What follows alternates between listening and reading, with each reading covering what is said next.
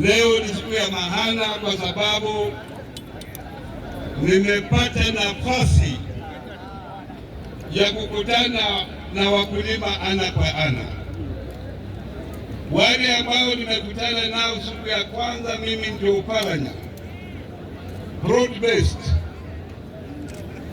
wa serikali ya broad based, na mimi nimekuja hapa kwa niaba ya wizara mbili, wizara ya kilimo na wizara ya ushirika. Rafiki yangu my colleague Mutahi Kagwe alikuwa awe hapa, tulikuwa tuwe hapa sisi wawili, kwa sababu vile mnajua wizara ya kilimo na wizara ya ushirika hufanyia kazi pamoja. Hapo awali ushirika na kilimo ilikuwa pamoja. Kwa hivyo kazi yote ambayo tunafanya mpaka tufanyie pamoja. Kwa hivyo naleta salamu zake na pia salamu za rais wetu William Ruto. Mnazipokea? Basi nikiwa hapa hii siku ya maana ambayo nimeona wakulima kutoka sehemu mbalimbali. Nyinyi kama wakulima, nyinyi ni watu wa maana sana, kwa sababu vile mnajua kilimo ndio sekta ya kwanza katika Kenya yetu ambayo serikali imewekea umuhimu mkubwa, na serikali imefanya hivyo kwa sababu kama hakuna kilimo, hakuna chakula kwa watu wetu. Kila mtu mpaka apate chakula. Ni kama usiwezi kuwa kiongozi kwa wale watu ambao wako njaa. So nyinyi kama wakulima mnafanya kazi ya muhimu, na pia kilimo ndio inaandika watu wengi katika Kenya hii. Kilimo inaleta mali mingi katika serikali, kutoka kwa ile export foreign exchange tunapata kwa kilimo. Wizara ya kilimo inafanya production, na sisi katika wizara ya ushirika tunaweka pamoja kuona ya kwamba hizo vitu, ile mazao inafika katika soko. Kwa hivyo nyinyi ambao mko hapa na nimeona mmetoka sehemu mbalimbali, nyinyi ni watu wa muhimu. Nataka msalamiane, mseme I'm a very important person in this republic. I'm a very important person in this republic, and that's why nimekuja hapa tushirikiane pamoja.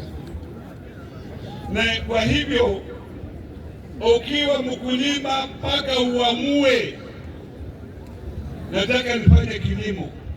Usifanye tu kilimo ovyo ovyo bila kupata ile mazao mzuri, quality production, more production, ndio pia wewe uendeleshe maisha yako.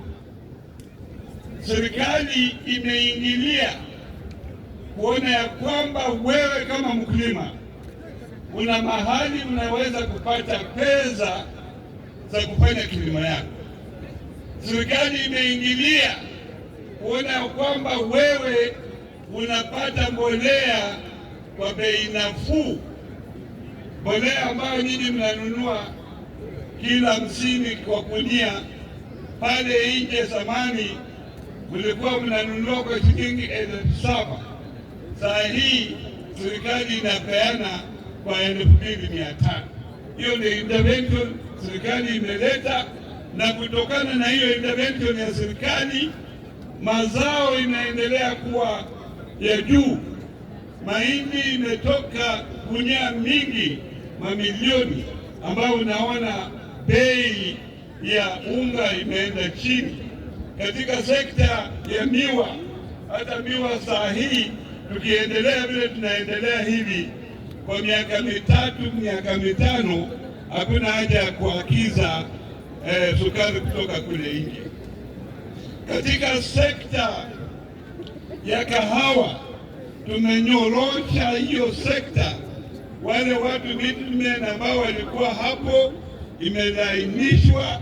Sasa hivi wakulima wa kahawa wanapata malipo mzuri kutokana na mambo yao ya kahawa. Pia mambo ya dairy, mambo ya maziwa, nimeona umeongea hapa. Hata wakulima wa maziwa wajalipwa kwa miezi mitatu iliyopita. Nataka nikubali, kwa miezi mitatu tumekuwa na shida fulani katika New KCC ambayo serikali imeangalia, imenyorosha hayo mambo, na kuanzia wiki hii wakulima wa maziwa, serikali imetoa shilingi bilioni 2 kuona ya kwamba wakulima wa maziwa wanalipwa, na malipo imeanza wiki hii. Kufikia wiki ijayo kila mkulima atakuwa amelipwa maziwa yake. Nataka wale wakulima wa maziwa waendelee kuleta maziwa katika KCC, kwa sababu hilo ndio shirika ambayo linasaidia wakulima kwa ile bei nafuu, shilingi 50 kila lita, kulingana na zile mashirika ya binafsi. Kwa hivyo wakulima ambao wako hapa, na msihi muendelee kuleta maziwa zenu katika KCC. Serikali pia ina kipaumbele kuona ya kwamba mazao zenu ziko zinafika soko, inatengeneza masoko. Kila crop yoyote production kutoka mahali popote, tuna soko ya maana ambao wakulima wanapeleka vitu yao, na pia katika hilo soko wanapata bei nafuu. Na mambo ya irrigation ni mambo ya maana sana wakulima wote, kwa sababu climate change imeleta mambo mengi. Climate imechange. Kule kwetu tulikuwa tunalima tunapanda mwezi wa pili, siku hizi tunaweza kufika mwezi wa 5 hakuna mvua. Ndio kwa sababu tunasema wakulima, you must embrace irrigation mkitaka mazao yenu iwe mingi ambayo itasaidia wewe. Na pia tukiwa kama wakulima, teknoloji ina change. Uwe mtu ambayo unajua mambo ya teknoloji. Kama hujui teknoloji, basi wewe utabaki nyuma. Ukiwa na simu yako, ujue kwamba wewe ukipata pesa yako unaweka kwa simu, unapeleka kwa bank mahali wewe huko. Ufanye mambo ya kompyuta. Ukitaka kujua bei ya mazao yako, unaenda katika kompyuta, unafanya kuangalia katika kompyuta, utaona kila soko linapeana bei gani, ndio ujue ya kwamba utapeleka mambo yako ya soko wapi. Hii mambo yote technology transformation is one of the focus ya serikali yetu, kusaidia nyinyi wakulima na kusaidia wanabiashara wote.